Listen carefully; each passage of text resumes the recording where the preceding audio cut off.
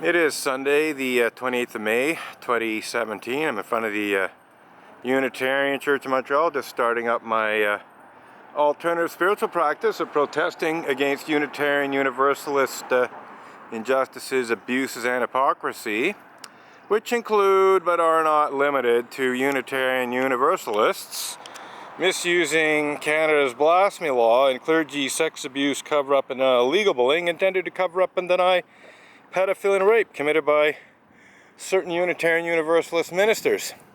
To say nothing of certain Unitarian Universalist Sunday school teachers, also known as religious educators.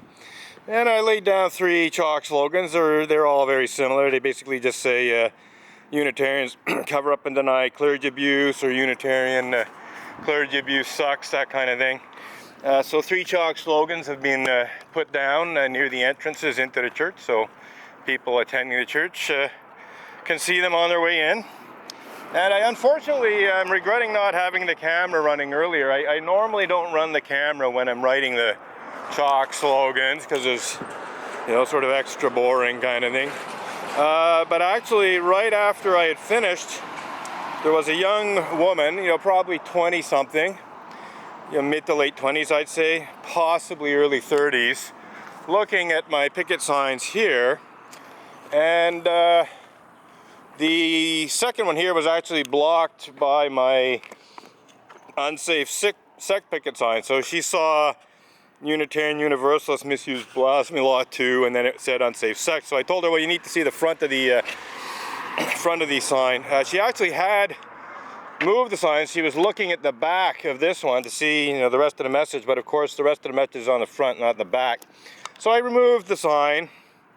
And, so she could read Unitarian Universalists misuse blasphemy law to cover up and deny pedophilia and rape. And right off the bat, she said, oh, that's true. And I said, well, you probably don't know the facts, because, I'd never seen her before. It was not that likely that she was aware of, the fact that I have been accused of violating Canada's blasphemy law by Unitarian Universalists, top-level leaders of the Unitarian Universalist Association. So she came back and she said that she had a relative who'd been molested by a clergy minister. And I said, not here locally. She said, no, another church. So I said, well, yeah, okay, what you don't know is that the Unitarian Universalist religious community as a whole, the headquarters, the Unitarian Universalist Association, so essentially the Vatican of the Unitarian Universalists, as it were, in Boston, did in fact hire Stikeman Elliott Barristers and Solicitors Litigation Lawyer to have me served with a cease and desist demand letter in which he accused me of violating Canada's blasphemy law in legal bullying that was clearly intended to conceal pedophilia and rape committed by Unitarian Universalist ministers, to say nothing of Unitarian Universalist Sunday school teachers and lay leaders, from the public. I had blogged about a couple of cases of rape, one of which I described the rapist as a pedophile rapist, because that's exactly what he was. His victims were no older than 12 years old at the times that the rapes took place. That makes him a pedophile rapist in my books, especially when one reads news reports estimating that the youngest age at which they were raped could have been as young as 6 years old, and certainly was somewhere between 9 and 12. That's pedophile rapist to me. In any case, this young lady who had an Australian accent, or possibly a New Zealand or South African accent, but I'm pretty sure it was Australian, told me that, she was aware of, the issue in general because someone close to her had in fact been molested by clergy. So, I explained to her, what my specific protest was about, and as she walked away, she said, good luck on your providential mission. Which, not many people throw the word providential around, but she did. So it would have been good to have that interaction recorded. You're just going to have to take my word for it. But that's essentially what happened. You know, this young woman entered into what Unitarian Universalists call a free and responsible search for the truth and meaning of what's written on my picket signs, even to the point of you know, moving the picket sign that was blocking the rest of the message and trying to find out what the rest of the message on the two picket signs that go together was, you know, and so I helped her with her free and responsible search for truth and meaning, and at the end she wished me luck. And this is a typical positive and supportive response that I do get from the public when they know the facts.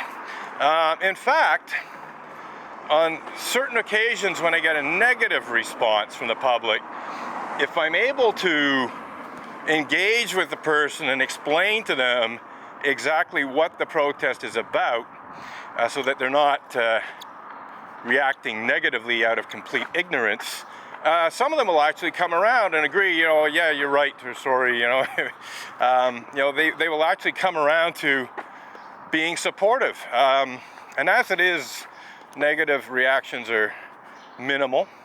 I'd say, you know, they range somewhere between, good day, between 10 and 20% max of the reactions from the public are negative. The rest are positive. So we're looking like 80 to 90% positive responses to 10 to 20% max negative responses from the public.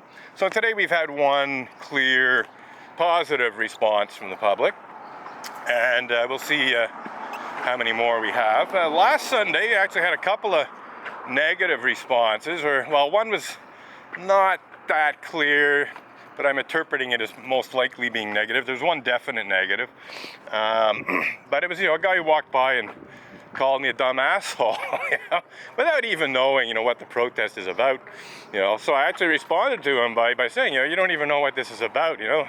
As far as I'm concerned, you know, someone who calls a protester a dumb asshole, you know, who doesn't even know the facts, is a dumb asshole himself, you know. And so that's what it comes down to, you know, the people who do react negatively to this protest without it having a clue about what it's actually about are essentially, you know, stupid and willfully ignorant and so on. So I don't mind getting the odd negative reaction from a dumb asshole, as it were. Anyhow, we're going to continue to circulate here. Today is actually an interesting anniversary, or it's between a couple of significant anniversaries, and we'll get to talk about that soon. Have a good day. It's always a great day being accused of blasphemy in the 21st century. It really doesn't get much better than that. So this woman was looking at my picket signs and says, "Have a nice day." I thought she might be Unitarian, because, you know, sometimes Unitarians in willful ignorance and psychological denial mode say "have a nice day" when they see my picket signs. But this seems to be a member of the public, and I didn't quite catch what the other person said as they were walking away, but I'll take her "have a nice day" as being sincere. But she did look, I would say, somewhat quizzically at the picket signs. You know, in my right hand it's the unsafe sect picket sign, and in the left hand, Unitarian Universalist perversion of justice, sucks you asterisk you. Speaking of things that suck, you know, maybe we'll just pan the camera down at the slogan here. Unitarian clergy abuse sucks. I had to switch the chalk color because I sort of ran out of the peach, or, you know, orangey color, and had to go to some fairly bright purple mauve. But anyhow, that just accentuates the sucks, really. And if I use the word sucks in my protest slogans and picket signs and so on, it's a direct response to Unitarian Universalist setting up an attack blog called the Robin Edgar Sucks blog. I think if Unitarian Universalists can say that I suck, I think I can at least point out how certain bad behavior on the part of Unitarian Universalists sucks. So I just throw in their own words back at them, which is basically being my, one of my tactics from the very beginning. Reverend Ray Drennan labeled an interreligious event that I'd organized as a cult. He refused to withdraw that slanderous and defamatory description of Creation Day. That was the name of the interreligious event. It was an interreligious celebration of creation that put the emphasis on environmental care. And Reverend Ray Drennan and some other leading members of the Unitarian Universalist religious community, mainly Montreal Unitarians, did in fact slander Creation Day as a cult. So, I tried for quite some time to persuade Reverend Ray Drennan to retract and properly apologize. I tried to persuade the church locally and also the Unitarian Universalist Association to take steps to ensure that Reverend Ray Drennan formally retracted his words and apologized.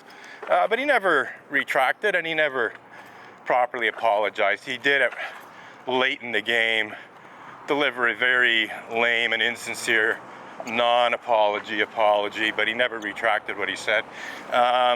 So finally, like I said, there was at least 2 years worth of letter writing and trying to deal with this internally before I decided that the only option left was to try to go public about it and engage in peaceful public protest towards that end. And it wasn't right away in my peaceful public protest, but within a year or two, I came up with the slogan, "Cult is a four-letter word," which obviously, from my perspective, is saying, cult is a, very problematic word, and it's certainly a insulting and defamatory word when improperly used, and it is literally a four-letter word. And of course, from my perspective, this was protesting the fact that Reverend Ray Drennan and Frank Green and some other leading members of the Unitarian Church of Montreal had used the C word, as it is, to label Creation Day. And what happens, within a pretty short time period, Montreal Unitarians were all up in arms, basically trying to pretend that I was accusing them of being a cult and how slanderous and abhorrent this was, and just total hypocrisy. That wasn't the purpose of the sign at all. It was a protest against them allowing Reverend Ray Drennan and Frank Green and others to slander Creation Day, a cult. But of course, when you're a church and that word's on a sign outside your church, well, yes, I suppose some people might misinterpret what the sign was about. But if you don't want someone standing outside your church with a sign that says "cult" is a four-letter word, maybe you should, deal with complaints about Unitarian Universalist ministers who falsely and maliciously labeled an interreligious event as a cult. It was just ridiculous, how two-faced and stunningly hypocritical Montreal Unitarians were, and quite frankly still are, over not only that issue but many other issues. So that's a clear example of extreme double standards. When I complain about Reverend Ray Drennan, bonjour, Samuel. Oui.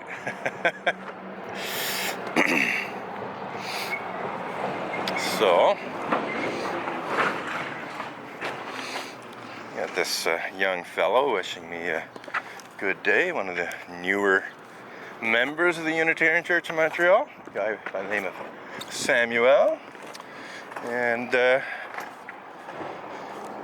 I'll take his good day as sincere, but he's effectively complicit in the injustices and abuses if he doesn't speak out against them. It's possible, that he's trying to do a thing or two within the church, or not. But, You know, it's one thing to do things, you know, discreetly below the surface, and it's another to go on public record as being opposed to the injustices and abuses and hypocrisy that I'm protesting against. And my own feeling too is, you know, if someone makes, you know, let's say an effort to deal with the issues within the church and gets no satisfactory response, and then just drops everything, doesn't, you know, take it a step further by speaking out against it, well, they may not be quite as complicit as some of the other church members are, but they are effectively complicit. If they don't have the courage to clearly and unequivocally speak out against the injustices, abuses, and hypocrisy that I'm protesting against, well, they're part of the problem. So, anyhow, we'll just continue to circulate here. But as I was saying earlier, it is the 28th of May. It is, in fact, between some significant anniversaries. Yesterday, if I remember correctly, or possibly the day before, but I'm pretty sure it was the 20th. Shut up! Why should I shut up? Why should I shut up, madame? I'm a pain in the ass? Who? Oh, well, you know, maybe the church deserves that. I'm crazy? No, you know what? If you examine the facts, you might discover that the church is crazy. I think it's pretty crazy to accuse someone of blasphemy in the 21st century to hide pedophilia and rape committed by your ministers. I'd say that's crazy. Lots of other crazy things these Unitarians do. So this cranky old woman tells me to shut up. And I wasn't even sure. She might have been a church member, but apparently not. So we'll count this as a negative response from the public.